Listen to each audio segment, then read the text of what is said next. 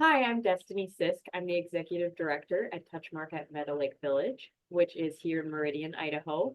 And it is a full service retirement community and also a continuous care retirement community.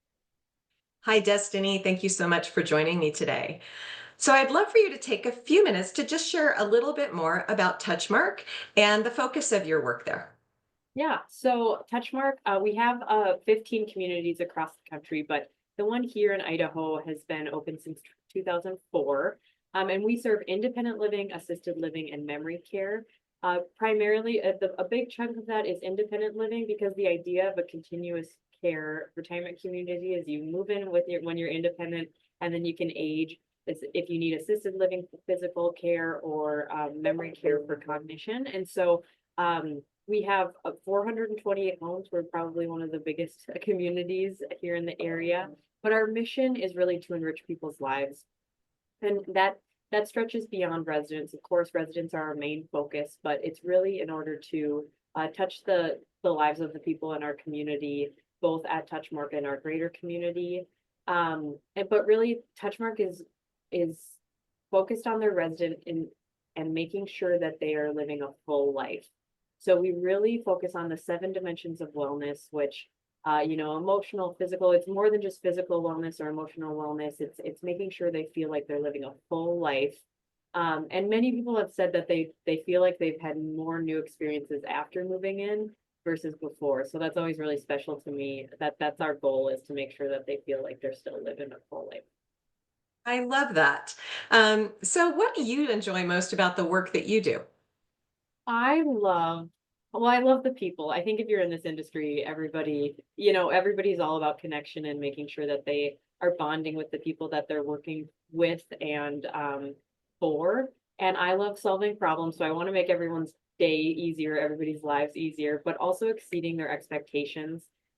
We do a lot of what is called surprise and delight here, which is like what people might think they're getting in a service, but we kind of like spin it into their individual preference or kind of surprise them with different things that they weren't expecting. And just an example of that is one of my favorite examples of what we call surprise and delight is this woman used to live here whose name was Gertie, and she always loved chocolate covered strawberries. And so every year on her birthday, we would bring her chocolate covered strawberries. And it seems like such a small thing, but that is the stuff that I love, is just going a little bit above and beyond from what is the expected services.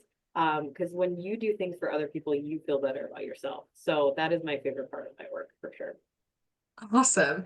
And what motivates you to do the work that you do? I have always had a passion for vulnerable populations. So I've worked in schools with people with disabilities and now, of course, the elderly. But I've always wanted to make a positive impact and see that positive impact. I think, not to get too far into it, but I think that America is very work centric. And so, and like we all really identify with the work we do. I know that I do, and I find great joy in that. But sometimes once we retired, we kind of feel a sense of a loss of sense of self or identity. Mhm. And so what motivates me is to make sure that they know that their life isn't over after they've retired. Make sure that they have a sense of community and they can still contribute, even if it's not in a paid job, but they can enjoy their retirement and feel like they're part of the fabric of a community working towards something. So what motivates me is just making sure that we revere our elderly, and it's not just, okay, well, you don't have a job anymore, and so that's what you were useful for. Everybody has value, and I love to make sure that people feel that. Such an important element of a successful retirement. Yeah. And without it, too many people fail retirement and they go back to work. so, so, do you have one piece of advice you would like to share with our viewers about yourself or Touchmark, or what they should be thinking about at this time?